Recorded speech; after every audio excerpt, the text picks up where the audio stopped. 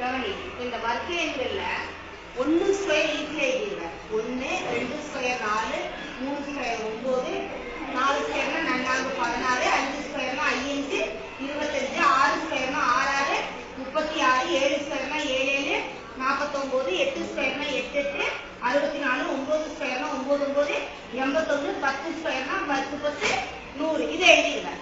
இப்போ இந்த 11 ஸ்கொயர்ல இருந்து நம்ம எப்படி ஈஸியா எழுதலாம் அப்படின்றத பாருங்க. கவனி, 11 ஸ்கொயர்னா என்ன அர்த்தம்? 11 பெருக்கல் 11. நான் ஏற்கனவே சொல்லியிருக்கேன். இந்த ஒன்றாம் ஸ்தானம் இருக்குல்ல, ஒன்னையும் கூட்டினா ஒன்னையும் பெருக்கினா என்னது? 1. ஒன்னையும் பெருக்கி எழுதுற மாதிரியே அதே ஸ்தானத்தை ஒன்னையும் கூட்டி எழுது 1. அடுத்தது இந்த 10ஆம் ஸ்தானம் இருக்குல்ல, அதை பெருக்கி எழுது ஓரோல் 1. இப்போ கவனி, 12 ஸ்கொயர்னா என்ன அர்த்தம்? 12 பெருக்கல் 12. 2 2 4 மறுபடியும் 2 கூட்டல் 2 4 ஓரோல் 1. 13 பெருக்கல் 13 9 3 கூட்டினா 6 ஓரோல் 1. 14 ஸ்கொயர்னா 14 பெருக்கல் 14 நன்னாங்கு 16 4 கூட்டினா 8.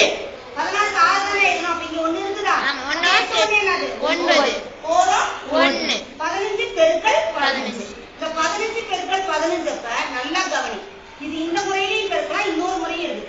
இந்த 5ஆல முடிஞ்சா மட்டும் கடைசியா கண்டிப்பா என்ன வரும்? 5 ஸ்கொயர் 25. 1னுடைய அடுத்த நம்பர் என்ன? 2.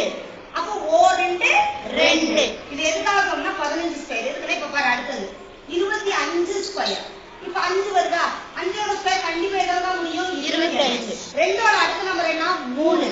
2 6. 5க்கு மட்டும் அந்த முறையை பயன்படுத்தலாம். கொஞ்சம் எல்லா நம்பருக்கும் போடலாம். இல்ல இதே முறையை நீ பயன்படுத்துறதுனால பயன்படுத்திக்கோ, ஒன்றும் தப்பு கிடையாது. பாரு, 5 25 மிச்சம் 2 5 5 கூட்டினா 10 10 12 12க்கு 2 மிச்சம் 1 1 2. அதே மாதிரி 6 16 பெருக்கல் 16 6 6 36 மிச்சம் 3 6 6 கூட்டினா 12 12 3 15 மீதி 1 ஓரோல் 1 1 கூட்டினா 2.